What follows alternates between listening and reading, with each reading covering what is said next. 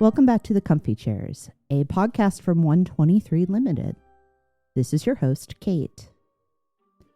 Metacognition is a lovely word, fun to say, and, in simple terms, refers to thinking about how we think. A more in-depth definition explains that metacognition is the capacity or ability to reflect on, monitor, evaluate, and even control one's cognitive processes. This ability impacts learning, problem-solving, decision-making, and critical thinking. It requires attention and rigor. It means building self-awareness, and it will often result in humbling realizations as you discover the limits of your understanding and uncover what you just don't know. That sounds an awful lot like leadership.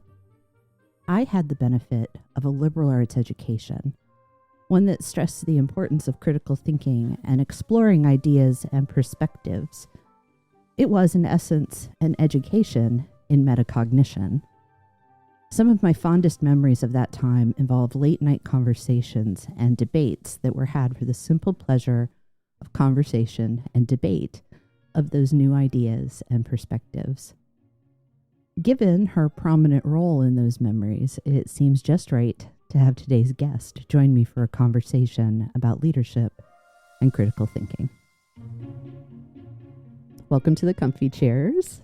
I love to let my guests introduce themselves, so please, ma'am, have at it.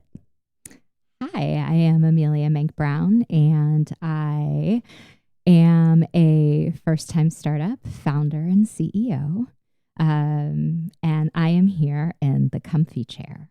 Yes, you are. Yes, you are. It's so good to have you here. Thank you. It's been much too long. I'm so glad we reconnected. Me recently. too. So good to see you and meet Nate, finally. Yes.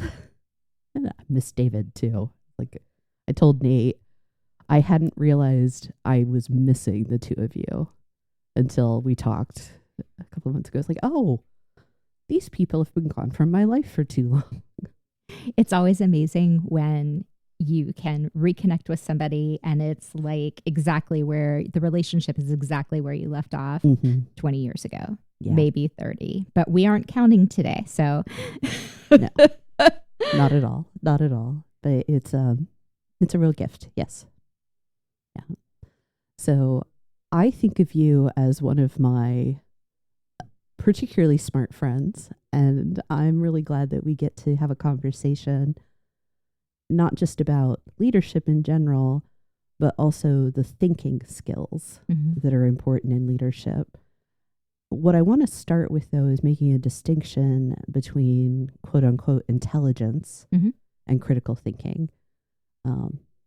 Yes, they're related, but they aren't necessarily coupled inextricably with each other. So for you, by your lights, what role do they both play in effective leadership? So I think there are a couple of ways we could go there. But I want to just say, all right, first, how are we defining intelligence? Yeah. And I would offer that most people probably have not done an IQ test or a similar quantitative testing of their intelligence. But what we do see, especially in the professional world, are people who are high achievers and who do a lot, who get a lot of acclaim, and generally succeed and can fit in. The ability to do that does not necessarily mean that you are a good critical thinker. And if you are a good critical thinker, it doesn't necessarily mean you are going to see success in the real world. No, I actually think that was a really hard lesson for me to learn, coming out of a liberal arts college, coming out of grad school, believing that the world was the meritocracy that I was told that it was going to be.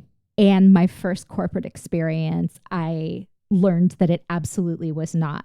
That said, it took me forever to figure out, like, I'm doing really good work. I'm doing really good thinking. Why isn't this translating to even being seen? And it's just that the corporate world isn't set up that way. Yeah. And that was a big shock. I remember a very similar moment of, I can see the conference room I was sitting in when I realized, oh, it's not about having the good idea. There are so many other things that come into play to have the recognition, to have the acceptance, because thinking only got me so far. Yeah. Right. I like that you point out that most people haven't had a test to tell them whether or not they are intelligent. And we could probably have a moment of a tangent talking about the perceived value or lack thereof of those tests. But I like to think of intelligence as something that's akin to processing power. You know, how capable of consuming information are you, essentially? And that is entirely different than being able to think critically. I also think the idea of criticality, critique, critic kind of gets a bad rap. That we see critical as being a bad thing unless it has thinking attached to it. And I think talking about what is a critique is an important part of understanding critical thinking. So I think that's really interesting. I think that we exist in a culture of knowing as opposed to a culture of thinking. And we reward fast knowing over thoughtful consideration. So it does take time to be critical. It does.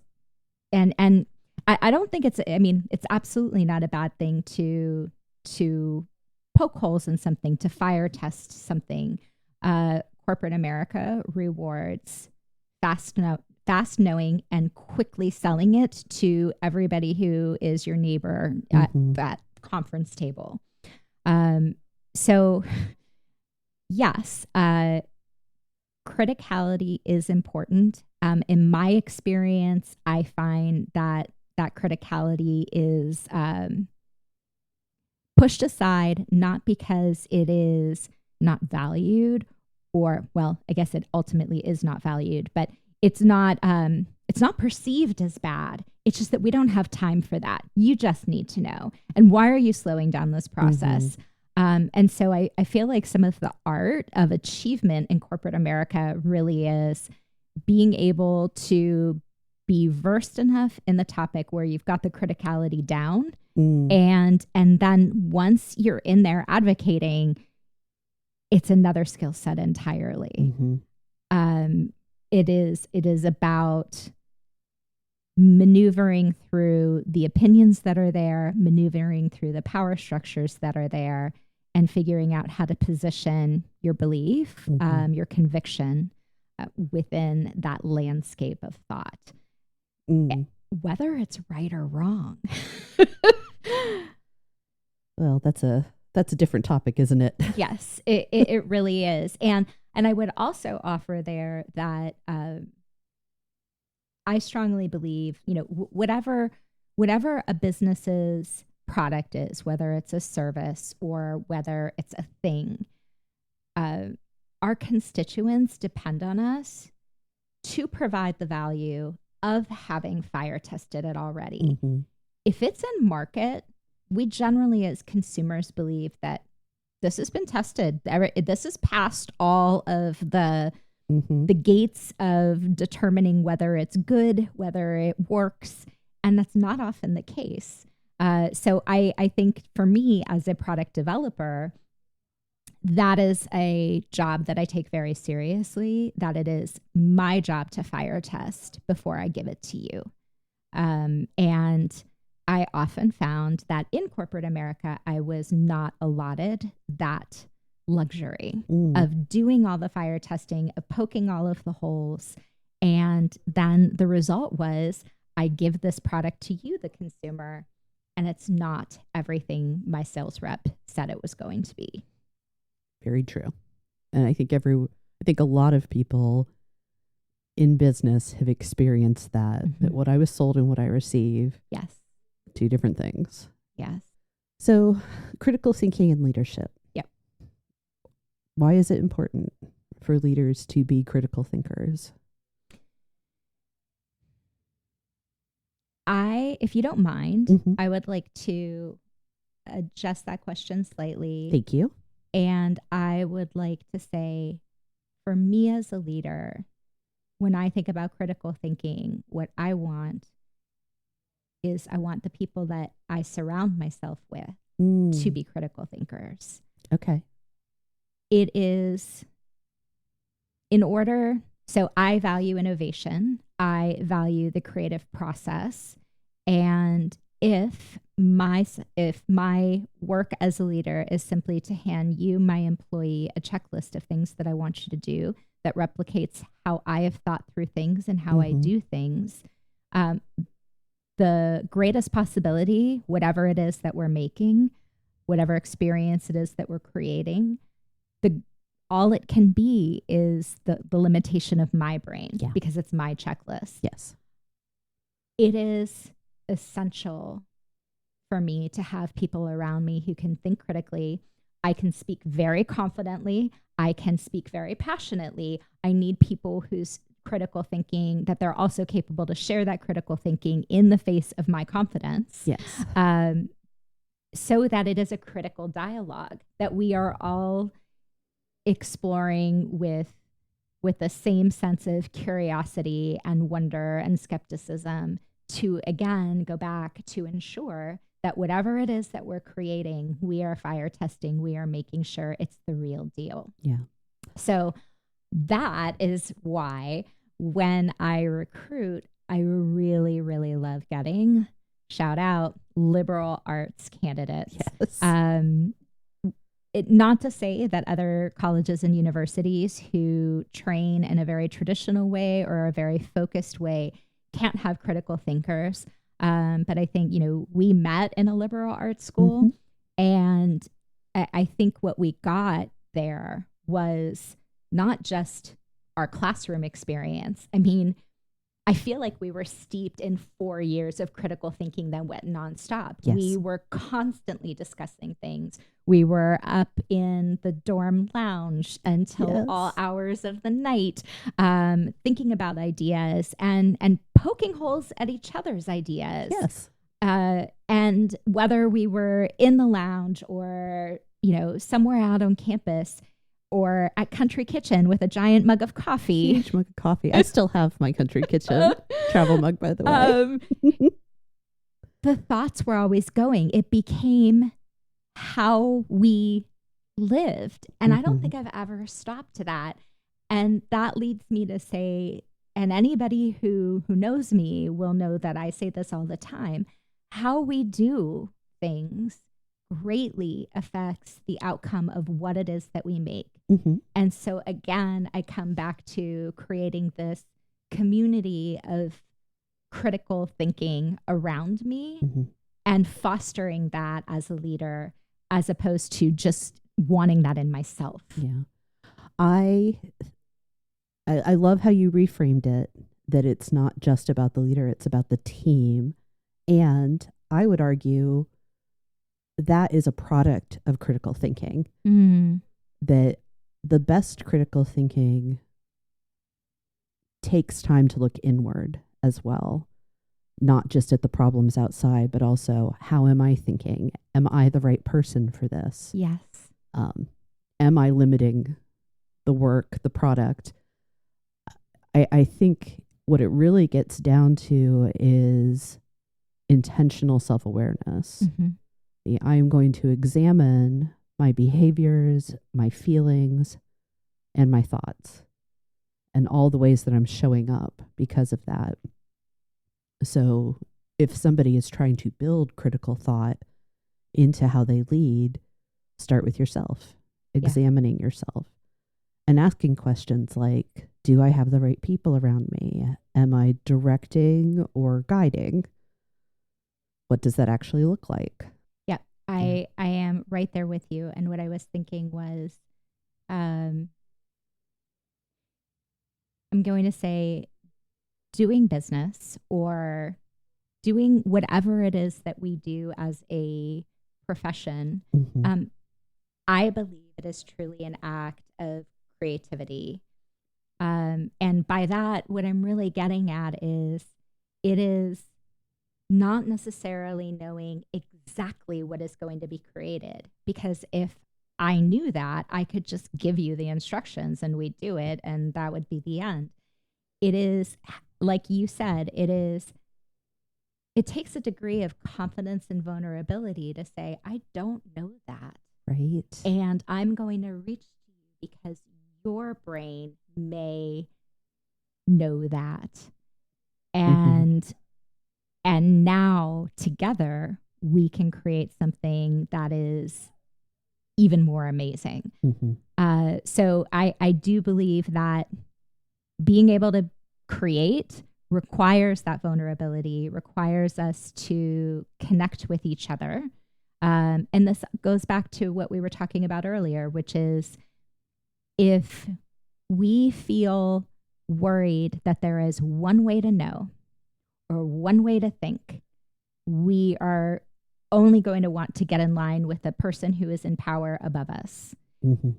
If the culture of the community of creation, so your business, for example, is that you can be an independent thinker and you are expected to generate that thought and contribute that thought, I think all that is upside for a business. So as a leader, it also behooves me to invest in my team, invest in their growth.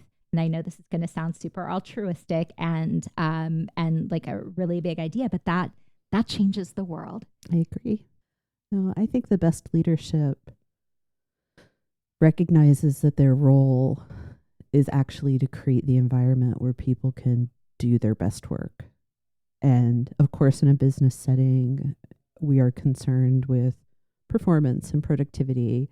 There are jobs to be done. There are profits to manage. And it's the way you go about that that actually matters, that you recognize it is a human activity rather than a object activity. Yeah, like a mechanized activity. Yeah. Yes, it is a human activity. I love that language. And thank you. Yeah, and it's necessary to make certain the people have what they need in order to do the job. And I think a lot of leadership these days has become so directive and somewhat single-minded that gets missed constantly. I think that we need to think more in leadership than we do. And I'm not saying that there's thoughtlessness or lack of intelligence, but there has become this very rote way of demanding results and focusing so much on productivity and control that people have gotten left out of the equation in most industries. Yeah, I want to respond to that. Couple thoughts in my mind.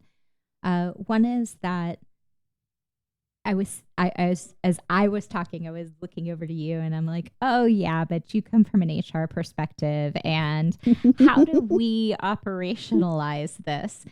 Because it can't be so squishy that it can't be managed. Because at the end of the day, this is a business. You talked about how do we operationalize these things and make them not squishy. I think the answer to that, with any value actually, is decision making. What informs your decisions? If it's creativity, investment in people for the sake of growth, if it's turning a profit, which is not a bad thing, but if it's your first concern, you will see it in the decisions. And that is what you are operationalizing. When you make a choice to do something or not do something, it becomes the how. Yes. That becomes your culture. Your decisions become your culture. And I think this is part of the reason that critical thinking and intention are so important in leadership, not just to have around you, as you've pointed out, but to recognize that your decision-making ability fundamentally impacts the way work gets done. Yep, absolutely. It's really important for us to recognize that cognition takes immense amounts of energy. This is why we have the limbic system, because it's carrying most of that thought load on autopilot for us. Yes. When we have to engage the prefrontal cortex, it drains. It sucks up the energy. That's why people can be so exhausted after attending a class for a day. Like, why am I so tired? I just sat in class. You're tired because you had to think. Yes. At a level that your day-to-day job may not demand of you. So caring for yourself has to be, it's a mandate for good thought, because your body can't sustain if you're not eating well, sleeping well, moving well. You will not have the capacity for deep thought then.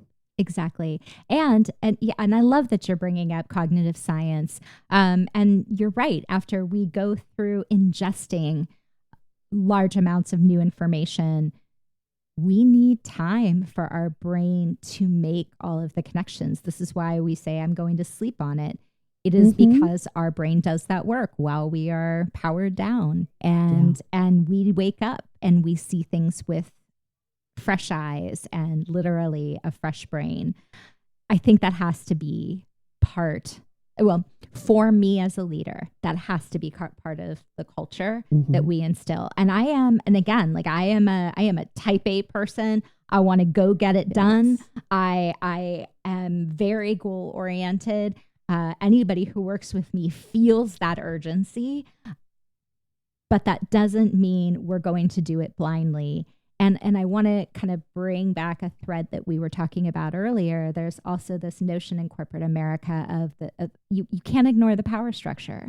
No. And who wields the power and who wields the knowing. And I think we need to remember that at all times. And also, I am very interested in making sure that we are not prioritizing knowing the right answer above considering and thinking, and that critical examination of what might be or how we might do. It's interesting, you talking about knowing versus thinking. Knowing is very linear. Thinking is much more complex relational patterns and connections. And this is a gross generalization, but there is a distinction between masculine and feminine in what we're talking about. And if we talk about corporate America, it is a predominantly male-driven practice, if you will, where women have leadership. You do see either they are trying to follow that template, and I'm not judging, it's just a thing. They learn how to work the system, literally, or they're breaking that mold and creating something new, like a Midwest startup that has less firm borders, more permeable approaches to how you work and live. Yeah, when I left corporate, the one point of self-recognition that I knew more than anything was that I needed to stop assimilating.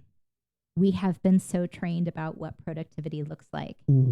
And I would argue that you're being maximally productive by shifting how you're working. But I think when we give ourselves this grace to work authentically and realistically, we're just going to produce better. We are making guesses constantly. And I think that's part of whether it's business ownership, leadership, being in a relationship, any parts of our lives. It's important to reach a decision, but you can be structured, but you have to be flexible. Yeah. There has to be some give in that, because I'm going to be wrong sometimes. Yes. Let me readjust. Let me make new decisions. And I think that's part of the great thinking, is recognizing that mistakes are a given. You are going to get it wrong. So be prepared to rethink. Yes. And I think I agree with you. And it's the nature of thinking. There's an iterativeness to it, where I can give you the thumbnail outline of what I think is going to happen. I can give you the big picture. As I get closer and closer, I refine and get more accurate. But those are changes. And I think that's just how it is. And if we pretend that it's any different, well, it's going to be a lie, and we're going to spend a lot of struggle trying to shove ourselves into a box that was never that could never be relied on for accuracy in the first place. I want to turn a little bit. Yeah. We've talked about your startup. We haven't named it. And I would like to make certain that we talk about it by name. Part of the mission of your company, MyCited, is to be in service to neurodiverse minds. Yes. And I think sometimes when we have these conversations about ways of thinking, critical thinking, we don't always account explicitly for neurodivergence. So I would like to bring that topic in because it is a part of the mission and focus of the work that you're doing. From your perspective, how can leaders be more intentional in including neurodiversity into how they're working with their teams around thoughts and decisions? Okay, so first of all, I'm going to let you know that I'm going to give you an exclusive, which is that we are rebranding. So talk about iterative thinking and being able to make space for change. Where I started with this company 2.5 years ago, the concept was to name it MyCited, MyCited, MyCited. And we were very interested in looking at ways to be able to cite specific pieces of information, particularly from multimedia sources. But as we explored, and like I've said, this is a creative process, the work grew. And I think it will be also appropriate to tell you that the new name of our company is Knowzy, Knowzy, Knowzy. The idea being, obviously a play on words between knowing and curiosity. Love it. So here's the concept. And we, disclaimer to everyone, we are a startup. We are beginning. I have incredibly broad aspirations to do so much more than where we are now. But I'm going to talk about now, and then I'll give a little sneak peek into the future. So the concept that we're working with is that as we learn, as we consume information to learn, we are no longer doing it like we did when we were kids. When we were kids, we would read a book and we would underline things. We might bring our highlighter out. We might write some notes in the margin. Oh, yes, we did. And I still do, honestly. Yeah. But in addition to that, we are consuming information from multimedia sources all the time, just like the listeners of this podcast, you are listening. And how is it that when we listen to a great podcast, that we can take out our virtual highlighter and underline what's important to us and be able to come back to it so that we can connect it with our prior knowledge and also connect it with the future knowledge that we will have. Being literate is making connections. And I'm really interested in that concept of how does a modern person today gather this information, and then how do we think about it? So Knowzy is a tool that enables you to gather information from text, audio, video, and image sources, to save it in one place, and to pair with it your notes, perhaps, and also tools that allow you to organize it and analyze it.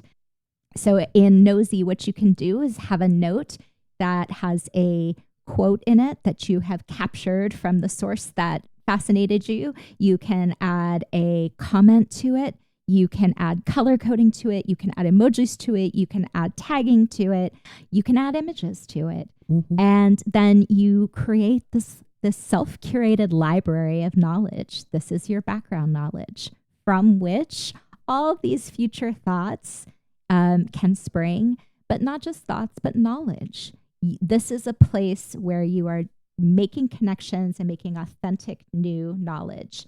And the way that we started it is a very linear process. I have a note. I can combine notes into groups. Groups can be combined into projects.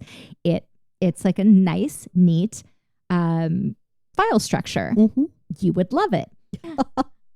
Probably. That said, it is absolutely essential to me that all kinds of minds can do thinking work here. And so we're creating another space for analysis. And this other space is a place that is much more dimensional. It is messier.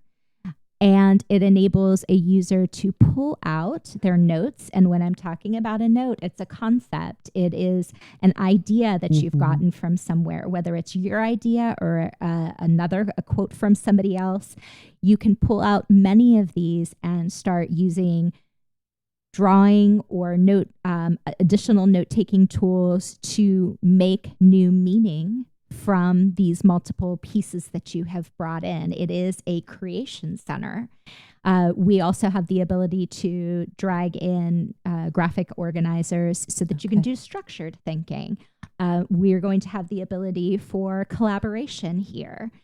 So the goal is really this creation of knowledge so that I can later communicate it either in my own casual parlance with a friend over a drink or in a much formal instance like writing or speaking. Mm-hmm. We are contending with more information than we ever have before. And between that and the multimedia, we need a tool to help us manage all of this information that's coming at us in new ways and still keep being those critical thinkers. I want to say that when we start talking about all that information, we're all going to think about AI. Very interesting things happening with artificial intelligence. And as my vision for this company, we will definitely be using more and more AI as we go forward. That said, our goal is not to use AI to give you a product. Our goal is to help you manage more information, but keep you in the driver's seat of critical thinking. Getting back to neurodiversity, first of all, in the most general terms, people come to knowledge in so many different ways. Right. There is not one way to come to knowledge. We need to be able to free ourselves to come to knowledge in different ways, and Knowzy is set up to do this. Now, my particular inspiration is having two neurodiverse students. My son has been diagnosed with ADHD, my daughter ADHD and dyslexia, and it has been a journey for both my husband and I as advocates on behalf of their learning. I have learned so much about their minds. And that was part of the inspiration of building this tool, because we knew she was brilliant. And actually, in her case, we have the testing, the IQ test to prove it. Most people don't have that, but we knew she was brilliant. And we're like, why isn't this working? And even after having all of the tutoring and all of the testing, we still struggle because people don't understand that our brain processes information differently. When you make products that are for a specific type of learner, we celebrate these as equitable tools, and they are. However, the challenge we have is that if I make a tool only for dyslexic learners, I'm taking this kid who has felt marginalized for her entire academic career, and I'm making her feel different again. Yeah. I'm othering her again. When I talk about Knowzy, sometimes the equity story gets lost because we talk about this as a tool for everybody. But I believe strongly that our equity story is even more powerful than a tool that is only built for dyslexic minds, because we have integrated accommodation. We have built a tool that an entire classroom can use. And it seamlessly accommodates dyslexic learners and ADHD learners so that they are no different in the classroom. So pulling back to your question about how we harness the brilliance of neurodiverse learning in business is recognizing that it absolutely takes diverse thinking to solve complex problems. There is research that shows that you put 5 experts at a table to solve a complex problem, and you put 5 very diverse thinkers at a table to solve a complex problem who aren't experts. The latter group is going to solve more successfully than the former. Yep. And as leaders, we need to be seeking to build teams with this in mind. Because you are dealing with adults, you are dealing with people who have entered into this agreement to do work. And while the teacher may have information like test results to give them insight into the specifics of those needs and the diversity, a leader has the power to ask, to just ask, how is it that you will best be included? Yeah. What are the tools and resources that you need to be able to participate? And you don't have to call out. It doesn't have to happen in a public way where you are creating, well, Kate's different, so we're going to ask her in a different way. You can use that one-on-one time and observation of the person and give them choice and agency in that conversation to tell you, this is what I need. And then you get to honor and respect them. Yes. It's that simple. Yes. And it may be more complex down the road as you're looking at mechanisms and solutions. But being inclusive in terms of how people think starts with that simple question of, what would you prefer? Yeah. One of my favorite questions to ask while interviewing is, tell me how you learn. Yes. And it is very, I'm not looking for a specific answer. I am looking for awareness and ability to communicate what you need, because I expect to have conversations like that. And to your point, it is on the shoulders of the leader to open up that inclusion, but it is also on the shoulders of the employee to be able to articulate what they need, how their strengths come through, and help direct how they can contribute. And if that employee can't do that, then again, like, there's our line saying, you know, the squishy thing of inclusivity and, you know, everybody gets to play. That's not what we're saying. Not everybody gets to play. Nope. What we're saying is we need a diversity of skill set, and I am depending on you as a business leader to bring me your strength and articulate what you need so that you can contribute. One concept that has been rising to the surface for me a lot in the last few weeks is the idea of mutuality, particularly in the workplace, that we all own that experience of what work looks like. Yes, there is more weight on the shoulders of the leader. They carry a certain responsibility, but as an employee, I am also responsible for my experience. I am also responsible for my own engagement, for empowering myself, recognizing where I have control, recognizing where I have little to no choice because of policy or the choices I've made to work for a certain employer. It also means I have to advocate for myself. Yes, the leader should, ought, must open the door, but sometimes the employee needs to knock, if you will. And being an adult worker in the world, means using your voice. Yes. And recognizing that you are on a team and you have got to figure out how you are going to contribute to this team to get it to where it needs to go. Can we talk a minute about vocabulary as well? Yes, please. Okay. So I also see, whether we're talking about critical thinking, but when we're talking about critical thinking in a community, it is so important that we are using a common language. And this could be, talking about our interpersonal skills. This could be talking about culture. This could simply be like figuring out what your taxonomy is for your product build. There is something to be said that words can carry different meanings. They can carry different subtleties. Yes. And I think that it is essential to be able to have common understandings of what we mean by what words. And so I think earlier I had alluded to, personality tests that color code you.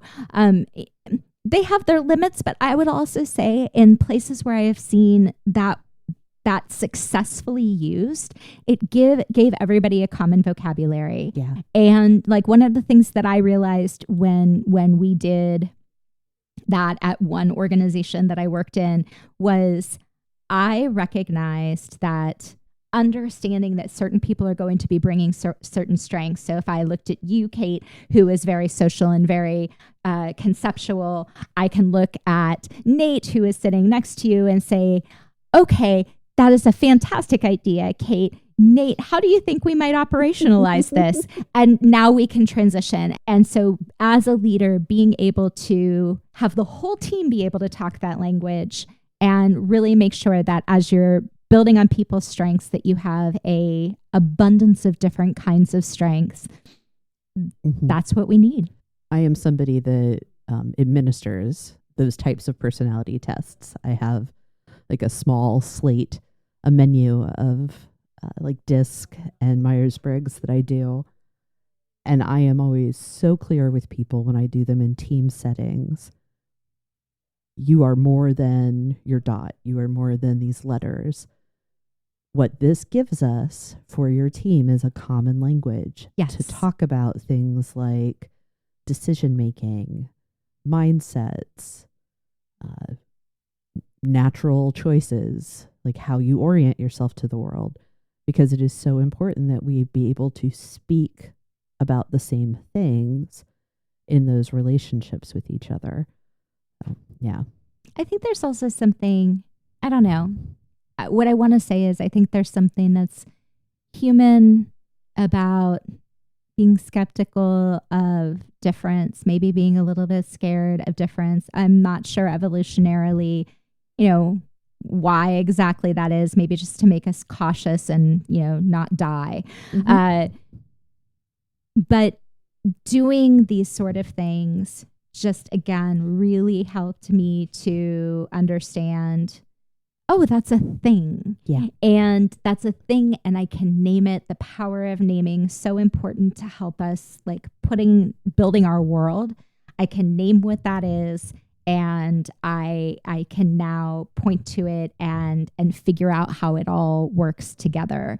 So instead of seeing difference as this scary thing or this annoying thing, we can see it as helpful and almost like now I look at it and I'm like, wow, like I really need someone like that. I need one of those because I don't have that. That's exactly right. Well, I know the Myers-Briggs gets a lot of side eye these days, but the original purpose of that particular personality test was to help people discover and celebrate their differences. I can't think of a better piece of work. And maybe you don't need a personality test for it. Maybe it is things like thinking about the different strengths and skills that you need for a team, but being able to pull a diverse group of people together in terms of background, preferences, whatever the thing is that differentiates us, recognizing that we fear difference because we're still, our minds have not, our world has evolved. Our minds have not evolved. Yes. Past our ancestry. recognizing that, acknowledging it, being thoughtful and intentional, and then celebrating the difference Yes. is what we should be trying to do. I feel. I agree. And you know what? This is how we solve the problems of our lifetime. And, no matter where you are on the political spectrum, I think we can all agree that there are major problems that we need to solve in our lifetime. We don't solve those in simple ways. I told you I was an optimist. I strongly believe in the human capacity for solving. And we just need to get out of our way and open our minds to imagining how might we. And when we do, we can do incredible things. And again, I'll pull that back around to that's why I left corporate, was I wanted to say how might we, and I couldn't couldn't act on that. And so here we are in startup world, and where innovation is possible and manifestation is possible. And I would ask everybody out there who, whether you're in corporate or you're not, just embrace the how might we, so that we can really live to all of our potential and get to solving the pressing issues that face us. Yes, please. Yes, please. Going back to what you said at the very beginning of all of this, it is, when we're talking about leadership, what we should be doing is never putting a pin in knowing. It doesn't stop. And as leaders, we should be pushing ourselves and our teams to constantly being curious, and then pulling back this notion of iteration, because I can be curious, I can know as much as I can today, and then tomorrow I'm going to know just a little bit more. And that's going to reposition my perspective. And then I'm going to have to change again. Yep. To recognize that this is just this eternal process of movement and change and growth, I think is essential for leaders, no matter, what type of leadership we're doing. I agree. The size of your team, the industry, the shift, any of the things that could differentiate one leader's experience from another, the thread that runs through is, are you engaging in that thought life that allows you to be intentional and mindful with your people? Yes. So that they can bring their best. Amy, thank you so much. Thank you for having me. This is so fun. Your chair is indeed comfy. Good. I'm glad that you came to the comfy chairs. This was fantastic. This was so much fun. We got to do it again. Yes, please. Most definitely. Thank you again. Thank you.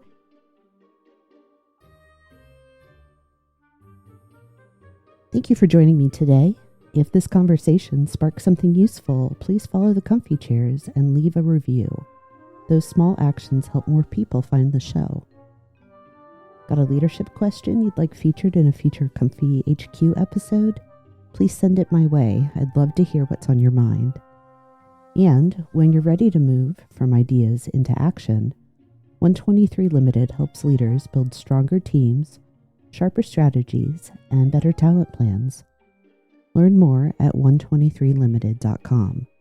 That's ONE23LTD.com. Thanks for listening.